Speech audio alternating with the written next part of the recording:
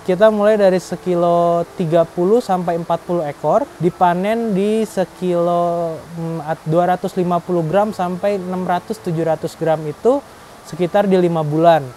Cuman kalau dipukul rata-rata panennya itu di ukuran 400 gram.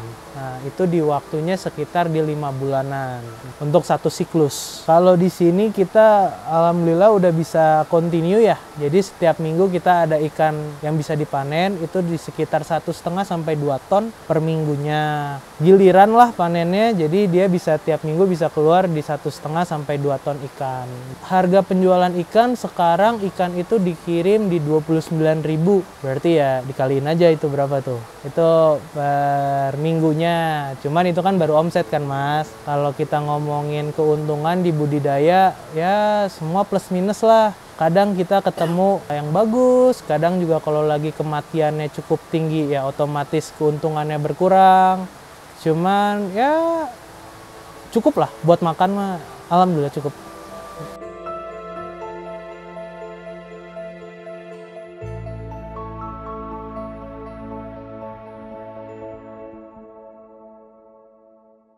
Nama saya Irvin, umur 27 tahun ini.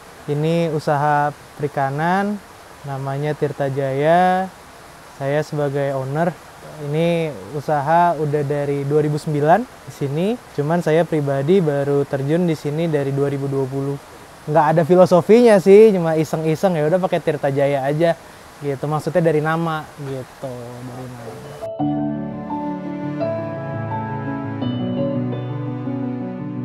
Saya kuliah nggak beres Mas, tahun 2019 DO.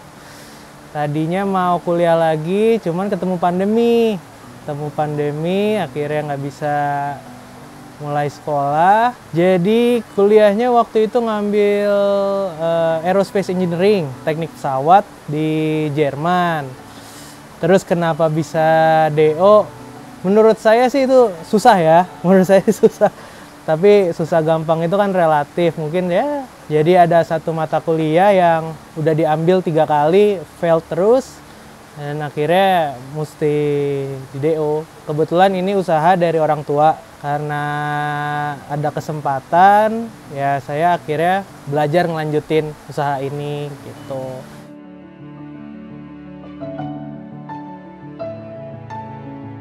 Tirta Jaya Fish Farm ini sekarang kita lagi fokus di nila. Sebelum di nila kita pernah fokus di ikan mas. Kita produksi ikan istilahnya daging ya, istilahnya ikan siap konsumsi. Kita bibit ngambil dari Subang.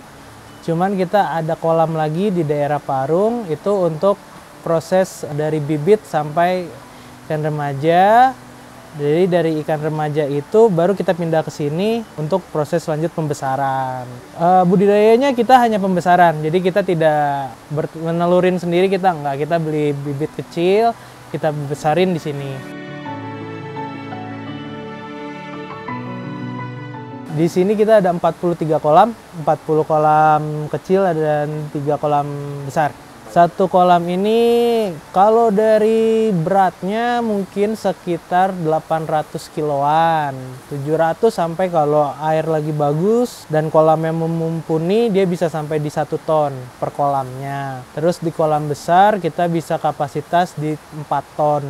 2009 lokasi ini dibeli tuh bentuknya memang udah kipas. Nah, jadi sebelum dipiara ikan kolam ini udah berbentuk kayak kipas begini. Jadi kalau kita ngomongin teknis sebenarnya kurang maksimal bentuk kipas itu. Jadi hanya untuk estetik lah. Kenapa bisa dibilang tidak maksimal? Karena kualitas airnya itu makin lama makin ke bawah kualitas airnya akan menurun. Cuman dengan dia dibikin kipas, kan kalau kita lihat kipas itu makin jauh diameternya makin besar Mas. Kalau misalkan diameter makin besar, sini kolam yang awal itu ada 8 kolam, yang ring berikutnya itu ada 16. Jadi otomatis si airnya itu kan dari 8 dia akan kebagi ke 16. Dari segi teknis dia itu kurang bagus karena debitnya otomatis yang tadinya air terbagi 8 jadi terbagi 16. Airnya kan jadi makin kecil tuh. Nah itu kalau dari segi pemeliharaan dia kurang bagus. Sedangkan nila ini kan butuh oksigen yang cukup tinggi, jadi dia butuh debit air yang besar. Malah yang bagus justru dari 16 dibikin ke 8, jadi makin lama makin kecil gitu. Jadi walaupun kualitas airnya turun, dengan debit yang besar dia akan menjaga kualitas airnya lah, kira-kira gitu.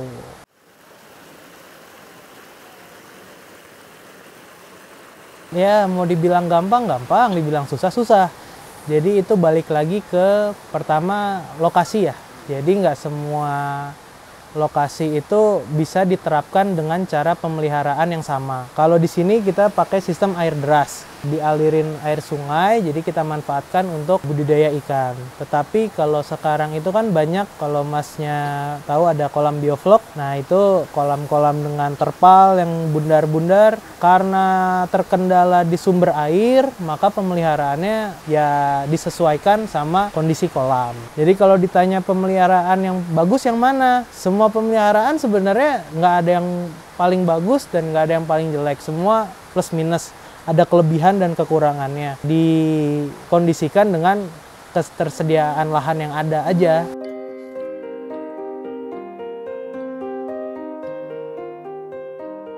Kalau lahan sih sebenarnya di sini ada 1,7 hektar ya lahannya. Yang benar-benar kepakai kolam itu paling cuma di sekitar 4.000 meteran lah. Di 4.000 meter itu yang efektif untuk kolam.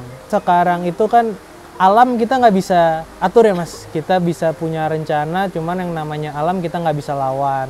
Kita memang sistemnya sistem air deras. Jadi suplai oksigen ikan itu diandalkan dari air yang mengalir. Debit air yang makin lama makin kecil karena faktor alam.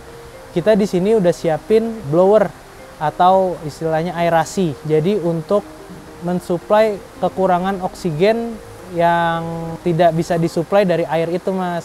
Kolam-kolam yang ada aerasinya atau gelembung-gelembung udara itu fungsinya untuk menambah kadar oksigen yang terlarut dalam air. Jadi walaupun air debitnya kecil, tetapi ikan nggak kekurangan oksigen. Ini mungkin baru dipasang sekitar 1 tahun yang lalu mas. Itu kenapa dipasang? Karena terkendala dari air. Jadi ketika waktu itu air kecil, karena debitnya turun, ikan banyak mati. Dan ikan juga nggak nafsu makan, itu kan berpengaruh ke produksi ya mas, produksinya jadi terhambat. Ini juga coba-coba kemarin, coba pelajarin, analisa, dan ternyata oksigennya kurang nih. Terus ya udah sekarang kita punya 4 nih mesin aerasi. Tadinya dicoba 1 untuk ngelihat apakah ini efektif, dan ternyata alhamdulillah cukup membantu. Jadi walaupun debit air kecil, kita nggak perlu nurunin kapasitas, tetapi kita nambah aerasi supaya si kolam tetap bisa berjalan secara optimal gitu.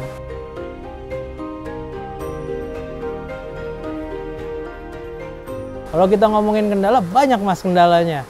Mulai dari pemeliharaan sampai penjualan, semuanya ada kendala. Sekarang kalau dari pemeliharaan kita mulai dari bibit nih mas. Beli bibit itu juga kan kita mesti pilih-pilih yang mana yang kualitasnya bagus. Karena kalau ngomongin bibit, saya pernah beli bibit 1 ton, paling sisanya cuma 200 kilo. Itu lagi buruk-buruknya. Kalau yang mulus juga pernah beli bibit 500 kilo, nggak ada yang mati juga pernah.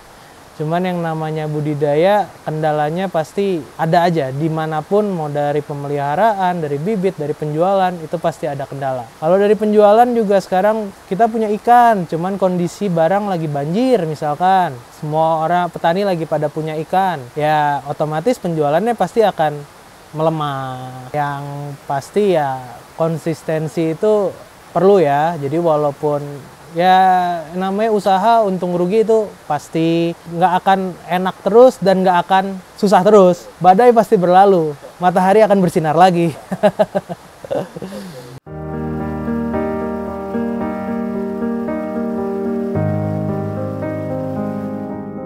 Yang saya lihat sekarang itu kan kalau anak-anak milenial itu mungkin sekarang lebih ke arah pengennya kerjanya kantoran ya kan, rapi, bersih. Cuman yang namanya petani kan nggak bisa begitu ya, kita pasti kotor, basah. Cuman kalau dari segi peluangnya sebenarnya masih terbuka lah, karena ini ikan konsumsi ya untuk kita makan. Jadi kalau untuk peluangnya masih terbuka luas lah. Yang pertama jangan kemakan konten, karena kalau saya lihat di YouTube kan banyak ya yang, woi untung sekian. Sebenarnya tidak semanis itu gitu loh. Ya pasti ada lah, manis-manisnya pasti ada. Cuma kalau untuk yang pemula, semua pasti ada resikonya. Jalanin aja, pelajarin. Kalau gagal, banyak orang yang gagal. Yang udah jalan aja, yang udah bisa aja juga masih ada ruginya. Jadi untuk yang teman-teman yang pengen budidaya ikan, konsisten aja, pasti nanti ada jalannya. Jadi kalau ditanya ini belajarnya dari mana, ya belajarnya dari masalah. Jadi dengan masalah yang ada ya kita coba selesaiin lah, cari solusinya.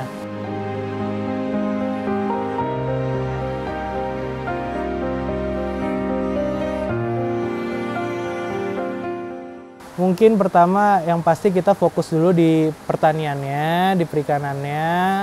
Kalau memang udah settle, kita mau coba di edit value-nya. Edit value-nya itu mungkin nanti akan ada di restorannya, karena lahan yang masih cukup luas dan lingkungan yang mendukung, kayaknya ini masih prospek deh untuk wisata ya gitu. Maksudnya ada restoran atau juga bisa ada edukasi.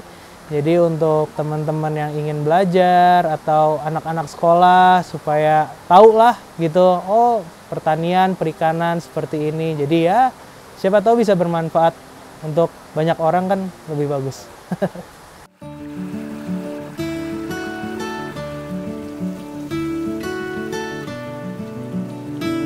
Kalau kontak kita ada Instagram ya, Tirta Jaya Fish Farm. Mungkin ada nomor WhatsApp juga, bisa hubungin saya untuk sharing-sharing. Dan kalau mau berkunjung ke lokasi juga silakan, kita terbuka. Lokasinya ada di Tenjolaya di Bogor. Nanti bisa di-share alamatnya, nanti saya share kalau bagi yang mau berkunjung. Jadi kalau perlu apa-apa atau mau sharing tentang perikanan, silakan aja, kita terbuka kok. Maksudnya tidak ada yang eksklusif di sini, semua open lah gitu. Oke, buat teman-teman jangan lupa subscribe dan like channel Hello Boss.